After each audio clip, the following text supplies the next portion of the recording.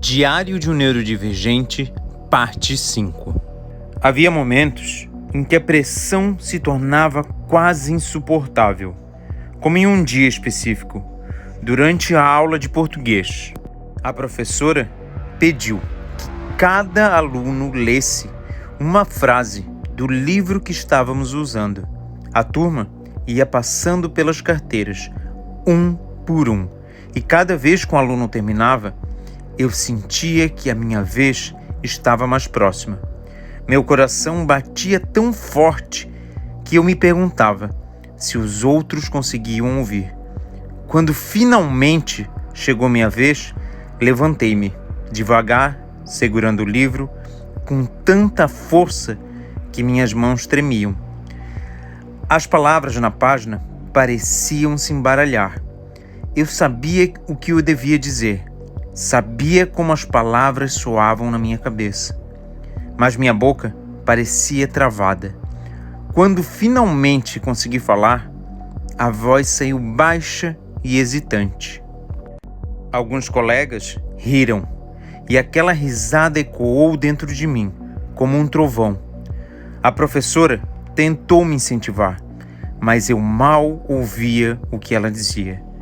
Tudo que eu queria era voltar para o meu lugar, desaparecer na cadeira e me tornar invisível. Depois daquela aula, decidi que precisava treinar mais. Passei a criar cenários completos na minha cabeça, como se fosse um ator ensaiando para uma grande apresentação. No entanto, não importava o quanto me preparasse, o medo nunca ia embora. Ele era o meu companheiro constante, sussurrando que eu nunca seria bom o suficiente, que todos sempre notariam algo de errado. Havia uma dualidade dolorosa em tudo isso. Por um lado, eu queria desesperadamente ser aceito, ser visto como normal. Por outro, havia uma pequena parte de mim que desejava que as pessoas enxergassem quem eu realmente era, sem julgamentos. Mas essa possibilidade parecia tão distante que eu nem sabia como começar a explorar. Hoje, olhando para trás, vejo que esses momentos foram mais do que episódios de insegurança. Foram capítulos de aprendizado. Cada vez que eu tentava imitar os outros, não estava apenas buscando aceitação. Estava aprendendo sobre mim mesmo, sobre meus limites e também sobre minhas forças.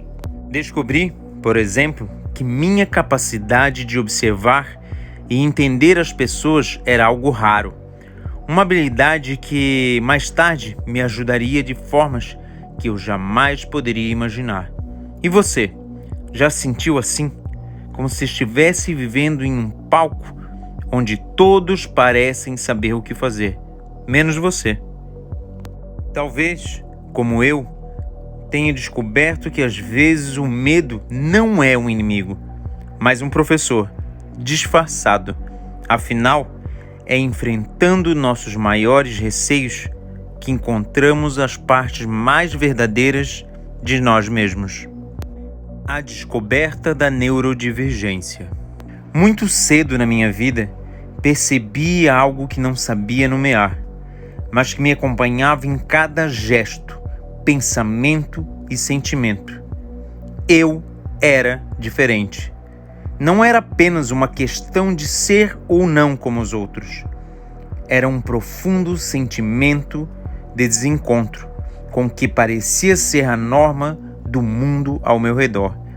Enquanto outras crianças corriam, riam, interagiam com facilidade, de quem parece pertencer, eu sentia como se estivesse fora de sintonia, como se minha presença fosse uma nota dissonante em uma melodia que todos os outros sabiam de cor.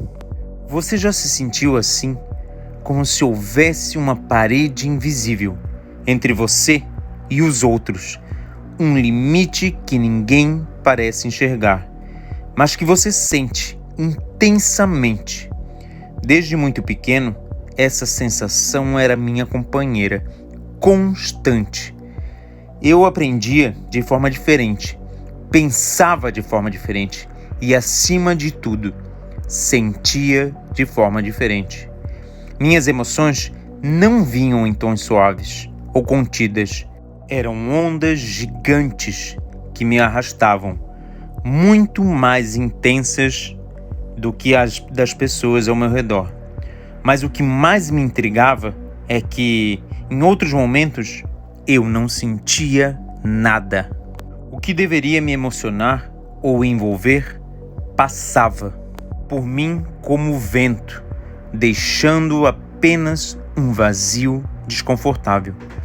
Essa contradição entre sentir demais e não sentir nada me fazia questionar se eu estava errado, se havia algo em mim que precisava ser consertado. E você, alguma vez já se sentiu como se suas emoções fossem um mistério que nem mesmo você podia desvendar? Eu me perguntava constantemente por que eu era assim. Por que as coisas que pareciam naturais para os outros me causavam tanto estranhamento? Por que eu reagia de forma tão intensa a algo que passava despercebido para eles? Havia momentos em que minha diferença era um fardo evidente. Na escola, por exemplo, enquanto meus colegas respondiam perguntas ou apresentavam trabalhos com uma naturalidade que eu admirava, meu coração disparava e eu sentia o calor subir pelo meu rosto. Era como se, ao abrir a boca, eu estivesse expondo algo profundo e pessoal que o mundo não estava pronto para ver. Mas não era apenas o falar em público. Minha mente parecia funcionar em uma lógica diferente. Quando aprendi algo novo, minha mente se enchia de possibilidades, como uma árvore que ramifica infinitamente. Mas quando tentava traduzir isso em palavras ou ações, sentia como se estivesse preso em um labirinto sem saída. Você já se sentiu como se sua mente estivesse correndo à frente do seu corpo? Como se houvesse um desequilíbrio entre o que pensa e o que consegue expressar? Eu vivia essa experiência diariamente. Era frustrante e, ao mesmo tempo, intrigante. Havia um mundo inteiro dentro de mim, cheio de ideias, imagens e sentimentos. Mas encontrar uma forma de compartilhá-lo era um desafio constante. Em casa, minha família fazia o melhor que podia para entender. Minha mãe, com sua sensibilidade natural, percebia que eu precisava de espaço e paciência, mas nem sempre sabia como lidar com isso. Meu pai, mais prático e direto, frequentemente tentava me incentivar a ser como os outros. Ele dizia: "Por que você não vai brincar com as outras crianças?" E eu não tinha uma resposta. Não era que eu não quisesse, era que muitas vezes simplesmente não conseguia. Algo dentro de mim me impedia, como se houvesse uma barreira invisível que eu não sabia como atravessar. E você, já se sentiu bloqueado por algo que não podia nomear? Uma força interna que parece impedir que você participe de algo que, aos olhos dos outros, é tão simples. Eu vivia esse bloqueio diariamente e, aos poucos, começava a perceber que minha relação com o mundo seria diferente das outras pessoas. Minhas emoções intensas muitas vezes me deixavam sobrecarregado. Um simples desentendimento com meu irmão podia parecer o fim do mundo. Uma palavra dita em tom de brincadeira, mas que eu interpretava como séria, era o suficiente para me deixar arrasado. Ao mesmo tempo, havia momentos de pura euforia. Uma história que eu lia, uma música que eu ouvia, ou até mesmo o simples ato de brincar sozinho com os meus brinquedos podiam me levar a um estado de felicidade que parecia não ter fim. Essa foi a parte 5 do livro Diário de um Neurodivergente. Se você quiser adquirir a versão física ou digital, entre em contato com Adriano Ordina.